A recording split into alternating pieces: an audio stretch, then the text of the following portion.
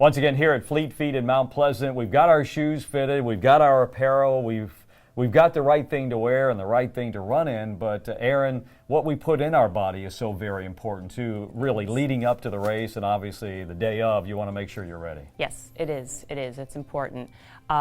Biggest thing is to hydrate. And it's not just the day of, it's leading up to like week before and making sure you get enough rest. We have, water's fantastic, but a lot of times when you're sweating, especially in the heat of Charleston, you just never know what the weather's going to be like come race day. So we have all kinds of things, like we have electrolyte replacements, we have different brands, different ways of getting those electrolytes and getting those replaced back in your body. We have everything from like little tablets to like powders for drink mix. But we've got goos as well and gels, and everyone's a little bit different with what they can tolerate, so it's kind of a personal thing, but we're happy to talk you through what you've maybe used in the past or maybe how to start the ball rolling. But again, just making sure that you hydrate, even if it's just it's making sure that you have a bottle of water with you. We've got all kinds of great devices here. We've got handheld water bottles that make it easy on the go. You can just grab something, bring it with you. And again, we've got just the electrolyte replacements. We've got other like natural options other than like your typical Gatorade or Powerade. So it's important, and again, we can help talk you through that. We've got all kinds of options, but again, it's pretty personal. So it's nice to just kind of talk one-on-one with the customer and see where they are and how we can help them as far as again, staying hydrated. What about food? Is there? I know there's always that have the pasta before the night before the race. Is that really helps, right? It does. It does. As long as you don't overdo it. But again, this is. I know the bridge run, they put on a big pasta dinner the night before, so that's a lot of fun to be a part of. But yes, getting some carbohydrates in, so that way it's a kind of like a nice slow release, so it gets you moving. It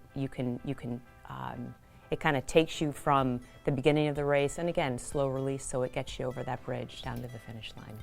So going back to running the bridge, when you run up until the bridge, yes, and all of a sudden you see that incline, yes, because you got to get on the bridge. You do. What should the mindset be? I can do this if you prepare correctly, right? Absolutely, absolutely. Anyone can do it. It's not a sprint, it's a marathon. It's just like slow and steady wins the race. It's one foot in front of the other. I know that hill can be daunting to some. Again, especially when you're coming from the Mount Pleasant side and you're just cresting that first hill. Just one foot in front of the other. Sometimes it helps to just take smaller steps even. Don't take big strides. One of the biggest things is when you're first starting, there's just so much excitement at the start of the race. You have a tendency to just go out super quick. Just got to hold it back. You got to hold back the excitement. It's tough. But if you hold back that excitement, again, it just that helps you kind of get through that first big hill. I find myself running races, and if someone pushes out a little fast, and I look at my time and it's actually faster than my normal pace, it does wear you down. Yeah. And when you're doing the 6.2, that's a lot different than a 3.1. It is definitely. So again, you have to just kind of like contain the excitement and just do you, as we say, just run your race, But again, there is so much excitement, and it's so easy to get caught up and swept up in that from the beginning. But slow and steady, again, just listen to your body and know where you want to run. And, again, if you have a watch, that's great. If you don't have a watch, maybe grab a buddy and just kind of try to stay on task. But it is, again, don't go out too fast. That's one of our biggest, that's key. Don't go out too fast, but just contain that excitement and just let it get you to the end.